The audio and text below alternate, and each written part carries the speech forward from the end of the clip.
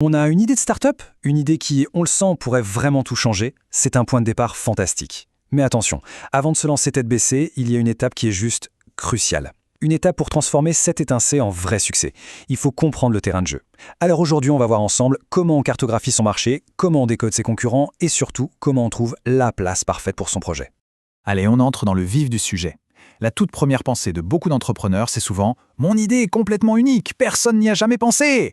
Et vous savez quoi, c'est super pour la motivation, mais la réalité est souvent un peu plus nuancée. Le marché, c'est rarement une page blanche. En fait, c'est plutôt une arène, déjà bien remplie. Et pour gagner dans cette arène, la première règle, c'est de savoir qui s'y trouve déjà. Et c'est là que l'analyse concurrentielle entre en jeu.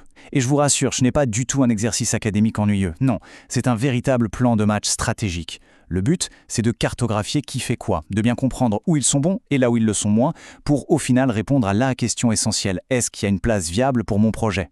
C'est l'outil qui va permettre de sculpter un positionnement vraiment unique qui fait la différence.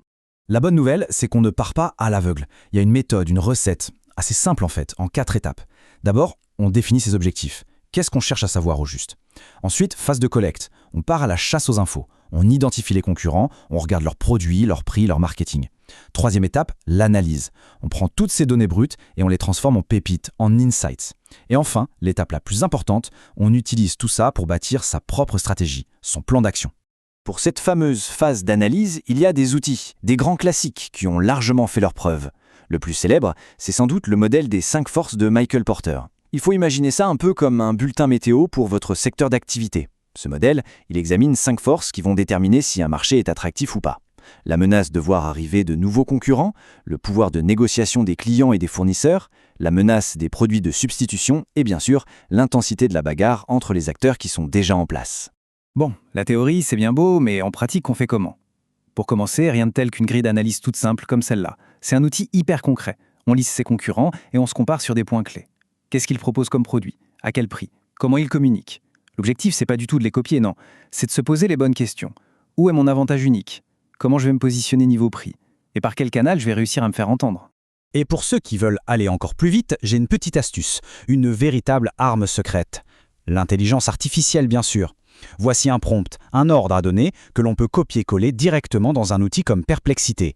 On décrit son idée en une seule phrase et hop, l'IA se met au travail. Elle va sortir une première liste de concurrents, un tableau comparatif et même une analyse des forces et faiblesses pour chacun. Franchement, c'est un gain de temps qui est juste phénoménal pour démarrer. Mais attention, aujourd'hui, l'analyse ne peut plus se limiter à ce que les entreprises disent d'elles-mêmes sur leur site web.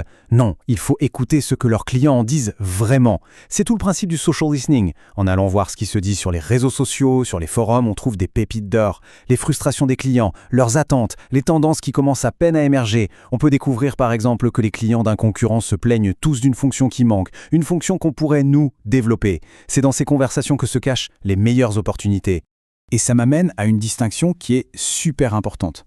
Il ne faut surtout pas confondre le benchmark, qui est une sorte de photo à un instant T, et la veille concurrentielle, qui est plutôt un film en continu.